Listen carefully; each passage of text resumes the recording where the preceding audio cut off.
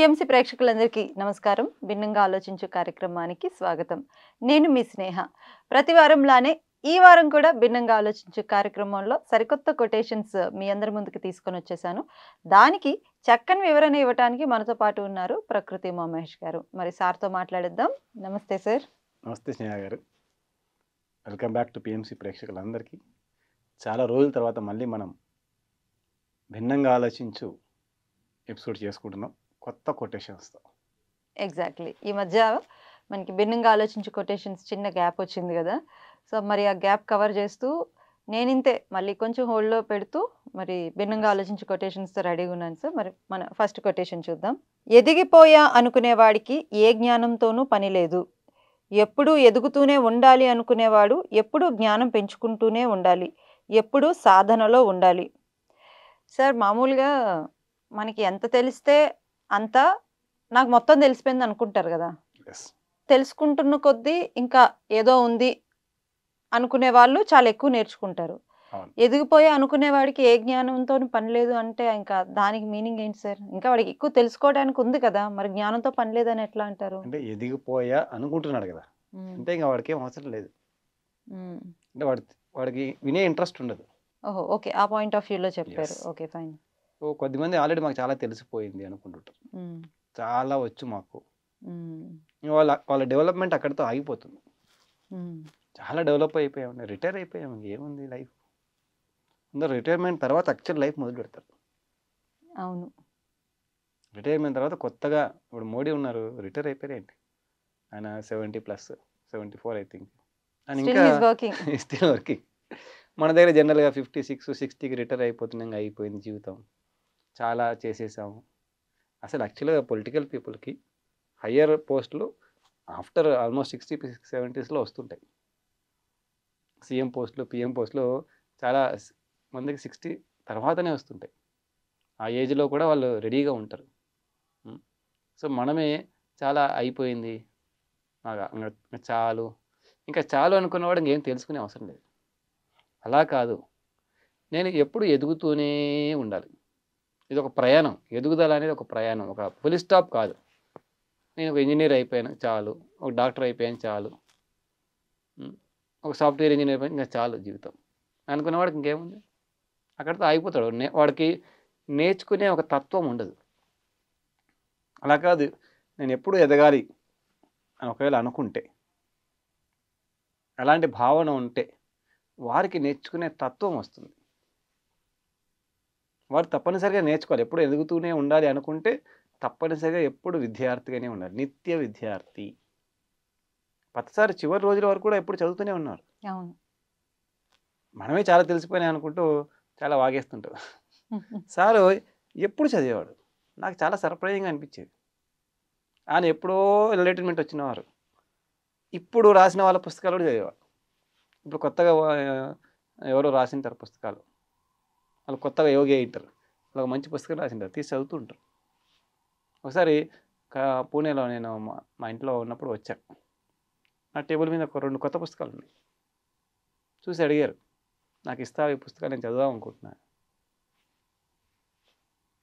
I was surprised. ఈయనేంటి, నేను చదువుతాం అనుకున్న 2 కొత్త పుస్తకాలు కనబడుతూనే నాకు ఇస్తావని అడిగి వినమ్రంగా, నేను తీసుకెళ్తానని డైరెక్ట్ అనలే, నాకు ఇస్తావా, నేను చదువుదాం అనుకున్నాను. తీసుకెళ్ళి చదివారు. అట్లా ఎన్నిసార్లు. ఆయన మొదట్లో నాకు పుస్తకాలు కూడా నేను చూశాను. ఆ తర్వాత ఒకవేళ పొరపాటున ఆయన చదవని పుస్తకాలు మా దగ్గర కనబడితే కూడా అడిగి తీసుకెళ్ళి చదివిన సందర్భాలు ఎన్నో ఉన్నాయి. నేను ఎన్నో పుస్తకాలు వీడికి ఇచ్చా, నేను నేర్పించాను వీడికి. వీడి పుస్తకాలు నేను తీసుకొని చదవడం ఏంటి, నాకు తెలియందా ఇదంతా. ఆ టైటిల్ అలా చూసి ఒక లైన్ చదివి, ఓకే ఇది బాగుంది, నేను చదువుతాను, నాకు ఇవ్వు. Very wonderful. అలా ఉండాలి. ప్రతిసారి ఎప్పుడు గురువులాగా ఫీల్ అవ్వలేదు. మనం ఆయన గురువు అనుకున్నాం, ఆయన ఎప్పుడు విద్యార్థిగానే ఉన్నాడు, ఎప్పుడు నేర్చుకుంటూనే ఉన్నాడు, ఎప్పుడు చదువుతూనే ఉన్నాడు. మనం కూడా అలా ఉండాలి. అందుకే ఆయన డెవలప్మెంట్ చివరి క్షణాల వరకు అలాగే ఉంది. ఇప్పుడు ఆయన డెవలప్ అవుతూనే ఉన్నారు. ఆయన ద్వారా మనం కూడా డెవలప్ అవుతూనే ఉన్నాం ఇప్పటికీ, ఎప్పటికీ. మనం ఎప్పుడు డెవలప్ అవుతూనే ఉండాలంటే బెస్ట్ ఉండాల్సిన మొదటి క్వాలిటీ అంటే నేర్చుకుంటూ ఉండాలి, వాటిని సాధన కూడా చేస్తూ ఉండాలి. చాలా పుస్తకాలు చదువుతాం మనం, కానీ సాధన చేయం. ఊరికే చదువుతూనే ఇన్ఫర్మేషన్ కలెక్షన్ అయిపోదు. అది ఫస్ట్ స్టెప్ మాత్రమే డెవలప్మెంట్కి. యాక్చువల్ స్టెప్పు సాధనతో మొదలవుతుంది. భిన్నగాల నుంచి ఇప్పుడు వీడియో విన్నాం, వింటూనే అయిపోదు. విన్న దాంట్లో నుంచి ఒక్క పాయింట్ అయినా మనకు నచ్చినది కనీసం తీసుకొని మన జీవితంలో పెట్టామా, పాటించామా, అప్పుడు ఆనందంగా ఉండగలుగుతాం. ఎప్పుడైనా ఎక్కడైనా ఆనందంగా ఉండడానికి భిన్నంగా ఆలోచించు అని మనం పెట్టుకున్నాం. ఎప్పుడైనా ఎక్కడైనా ఆనందంగా ఉండడానికి. ఆనందం ఎప్పుడు వస్తుంది? వింటూనే కొంతవరకు మానసిక ఆనందం వస్తుంది. ఓహో, కరెక్ట్, ఇది మంచి కొటేషన్, ఇది బాగుంది అని అనిపిస్తుంది. కానీ జీవితంలో పెట్టాలి కదా. సో సాధనతో అసలైన డెవలప్మెంట్ మొదలవుతుంది. అందుకే ఎప్పుడు తెలుసుకుంటూనే ఉండాలి, ఎప్పుడు సాధనలో ఉండాలి. ఇది మ్యాండేటరీ, ఇది తప్పనిసరి. ఎప్పుడు డెవలప్ అవ్వాలనుకునే వారికి. చాలు, నేను అయినది చాలు అనుకుంటే నో ప్రాబ్లం. సో ఇప్పుడు నాకు మొత్తం తెలిసిపోయింది అని అనుకుంటే నాకేమీ తెలీదు అని అంటారా? అయిపోయింది ఇంక డెవలప్మెంట్. మేబీ అక్కడితో నిజంగానే నేను మొత్తం బావిలో తెలుసుకున్నానేమో. అయితే మరి ప్రతిసారి తెలుసుకోలేదు. ఉమ్, శివుడు ఇంకా ఎందుకు ధ్యానం చేస్తుండేవాడు? ఉమ్. తెలుసుకోవడం అన్నది ఆగిపోయే కార్యక్రమం కాదు, అంతే అది అంటారా? ఎండ్లెస్. ఉమ్, ఎన్లైటన్మెంట్ అన్నది ఎండ్లెస్ జర్నీ. ఉమ్, ఎన్లైటన్మెంట్ అనేది ఎండ్లెస్ జర్నీ. అది ఒక చోటికి వచ్చి ఆగిపోయేది కాదు. 95లో నేను ధ్యానంలోకి వచ్చాను. మొదట ఒక 100 పుస్తకాలు చదువుతున్నా, అబ్బా చాలా తెలిసిపోయింది అనుకున్నా. ఆ తర్వాత అసలు ఏం తెలియదని అర్థమైంది. 99లో నాకు జర్నీ మొదలైంది. 95లో నేను మెడిటేషన్లోకి వచ్చినప్పటికి కూడా ఒక 1000 పుస్తకాలు చదివిన తర్వాత ఒక క్లారిటీ వచ్చింది. అప్పటికి నేను ఒక 2000 పుస్తకాలు చదివాను. ఒక 4-5 ఇయర్స్లో 24 చదివి సార్ చెప్పినామని సార్ ఇచ్చేవాడు ఎన్నో పుస్తకాలు. నేను పోయి తెచ్చుకున్నాను. చదివిన తర్వాత 99లో ఒక క్లారిటీ వచ్చింది. అప్పటి నుంచి యాక్చువల్గా the journey of enlightenment start అయ్యింది. ఎన్లైటన్మెంట్ రాలేదు, ఎన్లైటన్మెంట్ స్టార్ట్ అయింది. అది కంటిన్యూషన్. ఇంకా దానికి ఏమి ఎండ్లెస్, అది ఎంతైనా ఎదగొచ్చు. నాకు తెలిసిపోయిందని కూడా మంచిదే. ఒక చోట ఉండిపోతాం, బావిలో కప్పలాగా ఒక దాంట్లో ఉండిపోతాం, ఒక జోన్లో ఉండిపోతాం. మనం ఏమి డెవలప్మెంట్ ఆగిపోతుంది. అందుకే తెలుసుకోవడం మళ్ళీ సాధన చేయడం 2 జరుగుతూనే ఉండాలి. అది కంటిన్యూషన్. ఎప్పుడైనా అనిపిస్తే నాకు అన్నీ తెలిసిపోయాయి అని ఇమీడియట్గా రియలైజ్ అవ్వాల్సిన విషయం ఏంటంటే ఇంకా నీకేం తెలీదు, స్టార్ట్ చేయని అర్థం. ఆచార్య సాంగత్యం చేయాలి అప్పుడు. అంటే ఉమ్, మనకంటే సీనియర్స్ చాలామంది ఉంటారు, వాళ్ళ దగ్గరికి వెళ్తే అప్పుడు మనకి ఏమీ తెలియదు అని అర్థమవుతుంది. మనతో పాటు ధ్యానాలను కలిస్తే నాకు చాలా తెలిసిపోయింది అనిపిస్తుంది. ఓకే. సో మనకంటే చాలా ముందున్న వాళ్ళు ఉంటారు, ఉంటారు వాళ్ళతో అప్పుడప్పుడు కలవాలి. సాంగత్యం. అప్పుడప్పుడు సంగతి చేయాలి, లేకుంటే వాళ్ళ వీడియోలు వినాలి. ఆరు అప్పుడప్పుడు వాళ్ళని కలవాలి. కలిస్తే ఇంకా మేలు. ఫిజికల్ క్లాసెస్ మనం ఇప్పుడంతా ఆన్లైన్, యూట్యూబ్, జూమ్ అయిపోయి కలవడం మానేస్తాం. ప్రతిసారి దగ్గరికి వెళ్ళి కలవాలి. అలా ఎవరైనా సీనియర్స్ దగ్గర ఉంటే వెళ్ళి వాళ్ళు ఫిజికల్గా ఎక్కడైనా సెషన్స్ తీసుకుంటుంటే వెళ్ళాలి. వెళ్తే వాళ్ళ నడవడికలో కూడా మనకు ఎన్నో తెలుస్తాయి. మనం అనుకుంటాం థియరీ అనుకుంటాం, మాట్లాడేదే కాదు, చూసి నేర్చుకునే చాలా విషయాలు ఉంటాయి. చెప్పడం కంటే కూడా చూసి నేర్చుకునే దాంట్లో చాలా ఉంటాయి ప్రాక్టికల్స్. ఓహో, నాకు తెలుసు అనుకున్నాను ఈ విషయాలన్నీ. అదే విషయాలే ఆయన కూడా మాట్లాడుతుంటాడు. మనం ఏదైతే క్లాస్లో మనం దానికి ఒక 10 ఏళ్ళ నుంచి ధ్యానం చేస్తుంటాం, మన క్లాస్ చెప్తుంటాం, అదే సబ్జెక్ట్ ఆయన కూడా చెప్తుండొచ్చు కాక, కానీ ఆయన బిహేవియర్లో, ఆయన నడవడికలలో మన సీనియర్ దగ్గరికి వెళ్తే మనకు చాలా డిఫరెన్స్ కనబడుతుంది. ఓహో, ఇంత ప్రాక్టికల్గా ఉండాలా, చెప్పడం వేరు చేయడానికి చాలా డిఫరెన్స్ ఉందా, ఆ డిఫరెన్స్ ఇంకా ఎంత తెలుసుకోవాల్సి ఉంది నేను అనే అర్థం అవుతుంది. నేర్చుకుంటున్నాం కదా అందరం, ఇప్పుడు ఇదే ప్రాసెస్లో ఉన్నాం. పొరపాటున ఎప్పుడైనా నాకు ఎక్కువ వచ్చేసింది అనుకుంటే ఇది ముందు జాగ్రత్త అనమాట. ఎస్. సో ఆల్రెడీ ఒక నాలెడ్జ్ వచ్చింది దీని రిలేటెడ్. అది ఎప్పుడైనా మనకు అనిపిస్తే ఇమీడియట్గా మనకి ఇది గుర్తు వస్తుంది మీరు చెప్పిన మాట. Thank you sir. Next quotation చూద్దాం. మీపై మీకు మంచి అభిప్రాయం ఏర్పడటానికి ప్రతిరోజు మీరు చేయగలిగిన ప్రతి పని చెయ్యండి. నార్మల్గా మంచి అభిప్రాయం కామన్గానే ఉంటుంది కదా మన మీద. మనం ఎంత చెడ్డోళ్ళమైనా కూడా నేను చాలా మంచిదాని అనే ఫీల్తోనే ఉంటాను నేను ఎప్పుడు కూడా. ఎస్, అది అనుకుంటున్నాం. ఎంతవరకు నిజం? ఉమ్, ఊహాగానాలు చేయకండి అనేది 4 అగ్రిమెంట్స్లో ఉంది. ఉమ్, ఒరిజినల్ రియలిస్టిక్ సెల్ఫ్ రెస్పెక్ట్ అన్నది మనం రోజు ఏదో ఒక పని, మంచి పని చేస్తే, మనం వంట చేస్తూనే, ఉద్యోగం చేస్తున్నాం, డబ్బులు సంపాదిస్తున్నాం, వ్యాపారం చేస్తూనే కాదు, మంచి పని అంటే ఇతరులకు ఉపయోగపడేది, ఈ ప్రపంచానికి ఉపయోగపడేది, ఎలాంటి లాభాపేక్ష లేకుండా ఎలాంటి లాభాపేక్ష లేకుండా ఒకరికి వెళ్ళి ధ్యానం నేర్పించడము, ఒకరికి వెళ్ళి మంచి పుస్తకం ఇవ్వడము, ఇంకేదైనా సరే రోజు అది ఎంత ఎక్కువగా చేస్తే లోపల మనపైన మనకు ఒక ఫీలింగ్ మారిపోతుంది. అంతకుముందు ఉన్నది డూప్లికేట్ ఫీలింగ్, అది ఒరిజినల్ కాదు. నేను అందంగా ఉన్నానో, నేను 6 అడుగులు ఉన్నానో, ఏదో కొన్ని ఫ్యాక్టర్స్ని బేస్ చేసుకొని, కొన్ని ఫ్యాక్టర్స్ అవి ఎగ్జిస్టింగ్ ఫ్యాక్టర్స్, రోజువారీ కార్యక్రమంలో వచ్చిన ఫ్యాక్టర్స్ కాదు, కొన్ని ఫ్యాక్టర్స్ ఉంటాయి. నేను చదువుకున్నాను, నేను ఒక సాఫ్ట్వేర్ ఇంజనీర్, అవన్నీ అన్నీ కలిపి ఒక 10 ఉంటాయి. ఆ 10ని బేస్ చేసుకొని మనం అనుకుంటూ ఉంటాం. మంచిదే, అది తప్పేమీ కాదు, నేను కాదనట్లేదు వాటి గురించి. కానీ ఇంకా పెరగాలి, మన మీద మనకు గౌరవం ఇంకా పెరగాలి. ఈగో కాదు, మన మీద మనకు సెల్ఫ్ రెస్పెక్ట్ ఉంటుంది, ఆత్మగౌరవం ఉంటుంది. ఆత్మగౌరవం అంటే అది ఇంకొకరు ఇచ్చేది కాదు.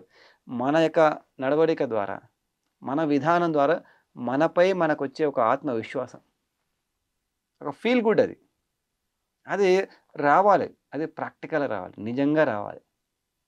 నిజంగా రావాలంటే మనం ఏదైనా చేయాలి కదా.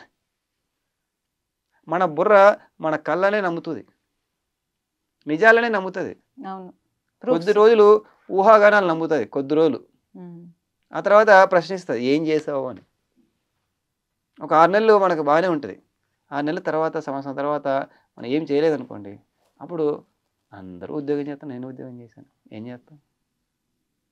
చిన్నప్పుడు నేను 99 టైంలో, ఇంజనీరింగ్ టైంలో చెప్పేవాడిని మా క్లాస్మేట్స్ అందరికి, ధ్యానం చేయండి, ఇలా ఇలా అన్ని పనులు చేయండి. ఇవన్నీ వేస్ట్ లేవయి, ఇవన్నీ టైం పాస్ అనుకుని వాళ్ళు మంచి ఉద్యోగాలు ఇచ్చారు. నేను కూడా వాళ్ళతో పాటు ఉద్యోగం చేరాను.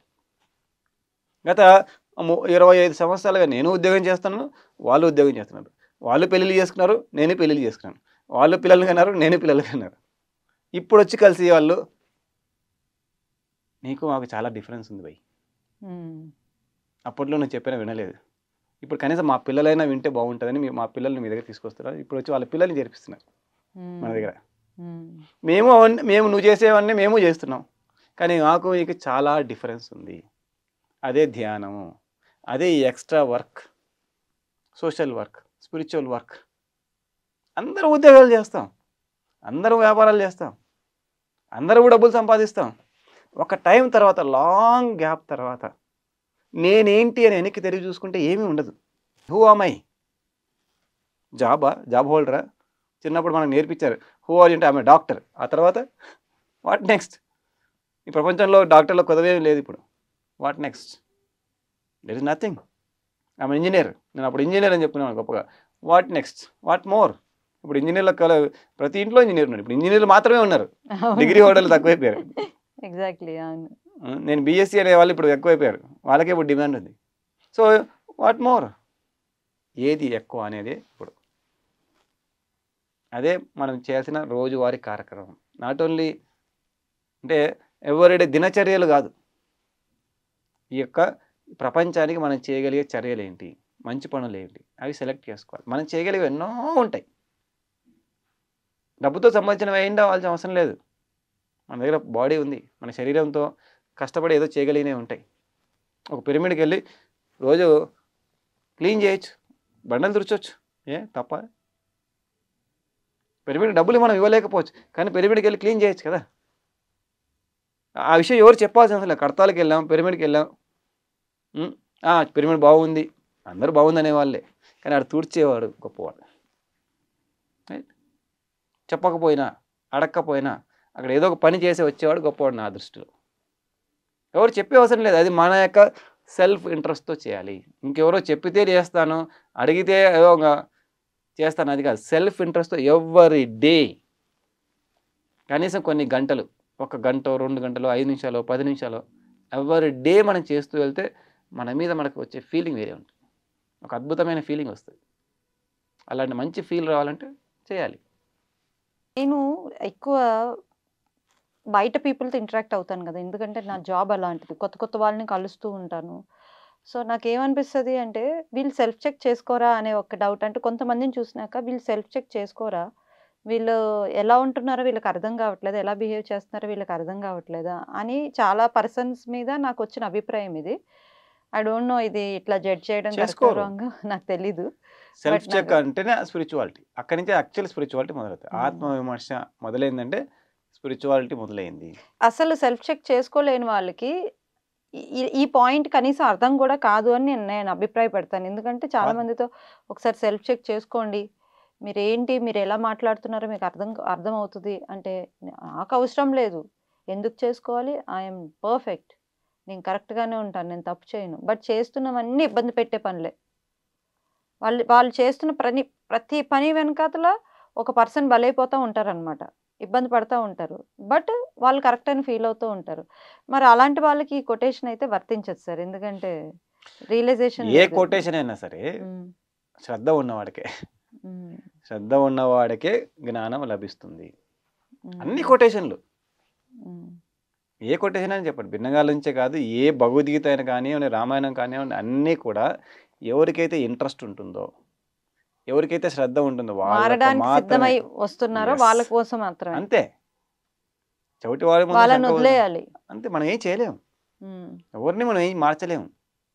అట్‌లీస్ట్ అంతమంది ఉండగా తెలియచేయొచ్చు. యెస్. అంతమంది ఉండగా ఒక అర్జునుడికి మాత్రం ఎందుకు చెప్పాడు? ఆయన రెడీగా ఉన్నాడు. ఆయన హ్మ్. ఓపెన్‌గా ఉన్నాడు. యెస్.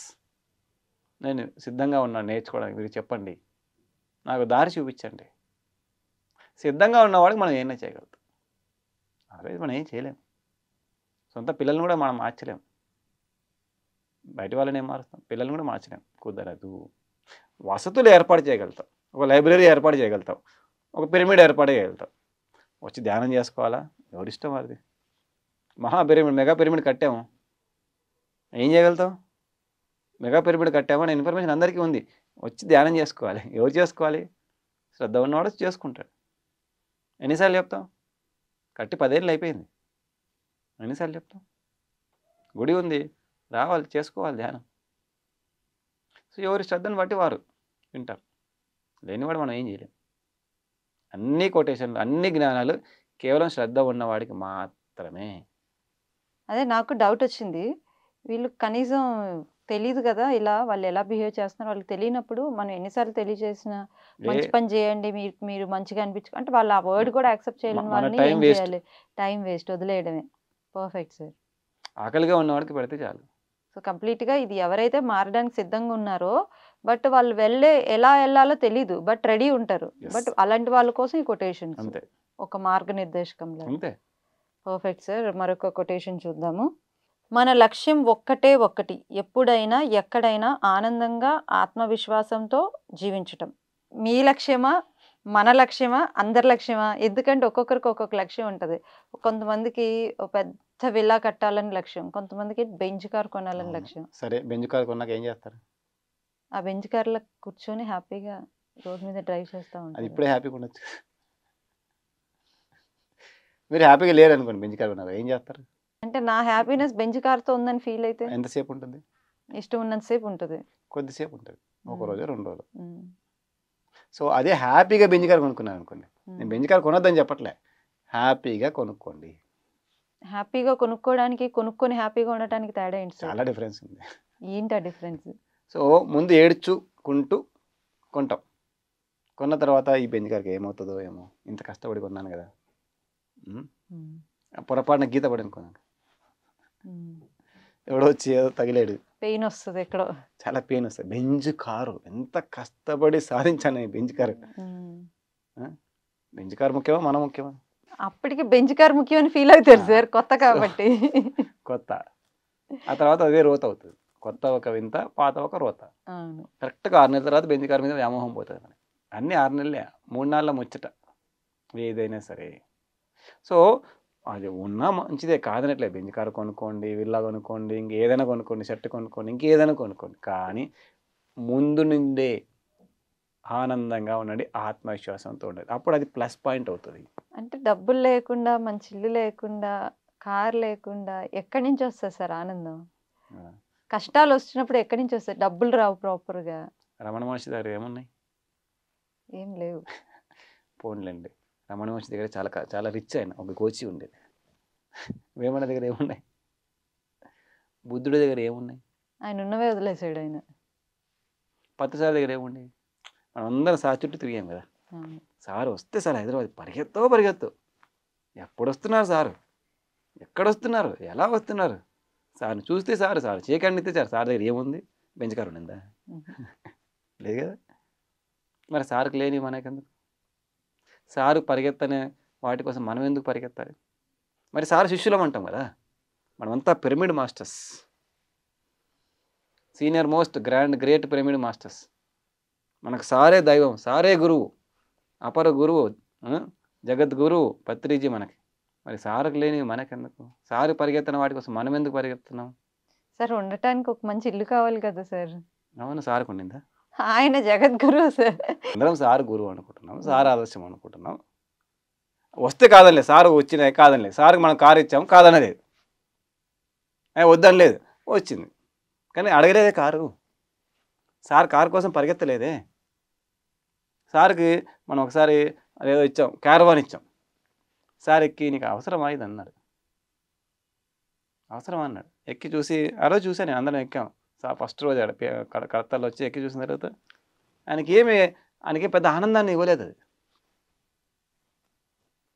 ఆయనకు సుఖాన్ని ఇవ్వలేదు అది. దానికంటే మనం ధ్యానం చేస్తే ఆయన ఎక్కువ ఆనందపడేవాడు కదా. పిరమిడ్ కడితే బాబా, పిరమిడ్ చూసి కళ్ళల్లో వెలుగు చూసేవాళ్ళం. గడ్డి మొక్క వేస్తే కూడా చాలా ఆనందపడేవాడు.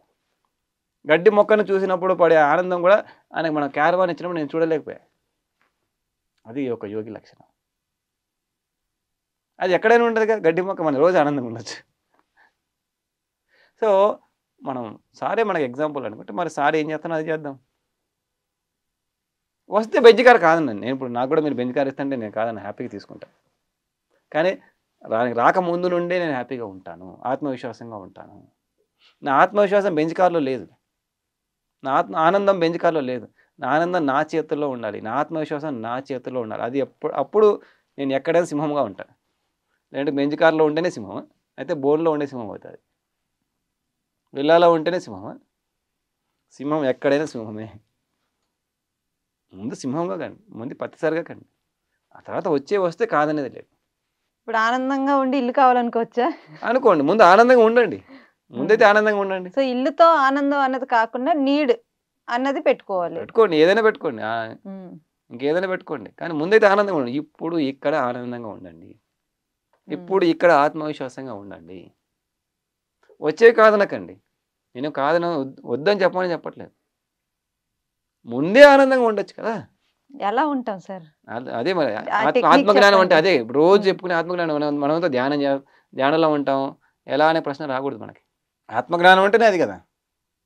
ఏది ఉన్నా ఏది లేకపోయినా, ఎక్కడైనా ఎప్పుడైనా, ఎవరున్నా లేకపోయినా, అంతా మన మంచికి అనుకుంటే ఎందుకు ఆనందం ఉండదు? అంతా మన మంచికే. నాకు ఇది లేదు కాబట్టి నేను ఆనందంగా ఉండను అంటే కండిషనల్ హ్యాపీనెస్. అంటే మనం ఇంకా ధ్యానంలో అవ్వలేదు, మనం ఇంకా ఆత్మజ్ఞానంలో అవ్వలేదు, కండిషనల్ హ్యాపీనెస్ అంటారు దాన్ని. మనం రోజు మళ్ళీ పుస్తకాలు చదువుతాం, 10 రికమెండెడ్ బుక్స్ చాలా చదువుతాం, 10 తులసిదళం చదువుతాం, 10 తులసిదళం చదివి 10 ధ్యానం చేసి ఆనందంగా ఉండడం ఎలా అంటే, ఒకసారి తులసిదళం చదవండి, లేదంటే భిన్నంగా ఆలోచించి చదవండి. Simple point. అంతా మనం మంచుకుంటే మన మంచికి అనుకుంటే అయిపోయి కదా. అవును సార్. పెళ్ళి అయితే మంచిది, కాకపోతే ఇంకా మంచిది. ఇల్లు ఉంటే మంచిది, లేకపోతే ఇంకా మంచిది. రోజుకొక ఇల్లు కట్టుకునే వాళ్ళు హైదరాబాద్లో చాలా బాధపడుతుంటారు తెలుసా. ఎందుకు సార్? ఉద్యోగం ఎక్కడ వస్తుంది, ఇల్లు ఎక్కడ ఉంటాయి. కంపెనీ ఇంకో చోటికి మారుతుంది, ఈ నుంచి ఆడికి పోవడానికి 2 గంటలు 3 గంటలు. ఇది అమ్మలేరు, ఆడికి పోలేరు. ఈ ట్రాఫిక్లో 2 గంటలు బాధ చాలా పట్టుకుంటూ ఉంటారు. అదే రెంటిన్నోడు ఎక్కడికైనా ఎప్పుడైనా మారిపోతారు రాజా. లేదంటే ఈ పాత ఇంట్లో 20 ఏళ్ళు అలాగే ఉండాలి. నేను ఇప్పటికి హైదరాబాద్లో 10 ఇళ్ళు మారా. ఎప్పుడు fresh house, beautiful house, new beautiful house. Single room నుంచి ఫస్ట్ సింగిల్ రూమ్లో ఉన్నాను హైదరాబాద్. ఆ తర్వాత డబుల్ బెడ్రూమ్ హౌస్ మారా, ఆ తర్వాత 3 BHK మారా, ఆ తర్వాత ఇంకొక పెద్ద ఇంటికి మారా. అన్నీ నావే. ఆనందం మన చేతుల్లో ఉండాలి, బయట ఉండకూడదు. అసలు ఆత్మజ్ఞానం మొదలయ్యేదే అది కదా. ఆనందం మన చేతిలో ఉండాలి, మన లోపల ఉండాలి. ఆత్మవిశ్వాసం మన లోపల ఉండాలి. బయట ఎంతమంది సైన్యం ఉన్నారు అని దాన్ని బట్టి ఝాన్సీ లక్ష్మీబాయి ఆత్మవిశ్వాసంతో ఉండదు కదా. తనే ఒక సైన్యం, సైన్యానికి తనే దారి ఝాన్సీ లక్ష్మీబాయి. Exactly sir. అవును, సైన్యానికి తనే ధైర్యం. రాజుని చంపేస్తే సైన్యం ఉండదు, అందుకే ఫస్ట్ రాజుని టార్గెట్ చేస్తారు. సో రాజు ధైర్యవంతుడు ఉండాలి. ఈ చుట్టుముట్టు ఉన్నవాడిని చూసి ధైర్యంగా ఉండడం కాదు రాజు. రాజే ఆధారం కావాలి. మనము వీటన్నిటికి ఆధారం కావాలి. అందుకని అవి మనకు ఆధారం కాకూడదు. ఇల్లు వల్ల నేను ఆనందంగా ఉంటే ఇంటి మీద ఆధారపడుతున్నాను. నేనున్నాను కాబట్టి ఇల్లు వచ్చింది. First priority my self. నేను ఏదున్నా లేకున్నా చివరిగా ఆనందంగా జీవించాలి. వస్తే హ్యాపీ మీరన్నట్టు. ఆనందం, ఆత్మవిశ్వాసం మన ప్రథమ లక్ష్యం అయిండాలి. Yeah. సెకండరీ లక్ష్యాలు ఎన్నైనా పెట్టుకోండి, ప్రథమ లక్ష్యము. ఆనందంగానే ఉంటాం సార్ ఎప్పటికీ కూడాను. మాకు పత్రిజీ నా గురువు అన్నప్పుడు ఆబ్వియస్లీ ఆనందం ఆటోమేటిక్గా వచ్చేస్తుంది. Thank you sir, thank you so much. So చూసారు కదా, మనం మన నిత్య జీవితంలో పరిగెడుతున్నామా, ఏదో ఉంటేనే ఆనందంగా ఉంటాము అని పరిగెడుతున్నామా, ఏదున్నా ఏది లేకపోయినా ఈ నిమిషం మనం ఆనందంగా ఉంటున్నాము అన్నది ఖచ్చితంగా మనం సెల్ఫ్ చెక్ చేసుకోవాలి. అలా సెల్ఫ్ చెక్ చేసుకున్నప్పుడు డెఫినెట్గా మనలో ఏదో ఒకటి మనకు కనిపించినప్పుడు భిన్నంగా ఆలోచించులో చాలా చక్కని ఎక్స్ప్లెనేషన్స్ ఉంటాయి. అవన్నీ మీకు ఉపయోగపడుతున్నాయని అనుకుంటున్నాను. సో మరి ఇది ఇవాళ భిన్నంగా ఆలోచించు. మరొక భిన్నంగా ఆలోచించు కార్యక్రమంలో మళ్ళీ కలుసుకుందాం. అంతవరకు సెలవు. నమస్కారం. చూస్తూనే ఉండండి PMC channel. So thank you very much PMC ప్రేక్షకులందరికీ, పిఎంసి మేనేజ్మెంట్కి, గురువు గారికి.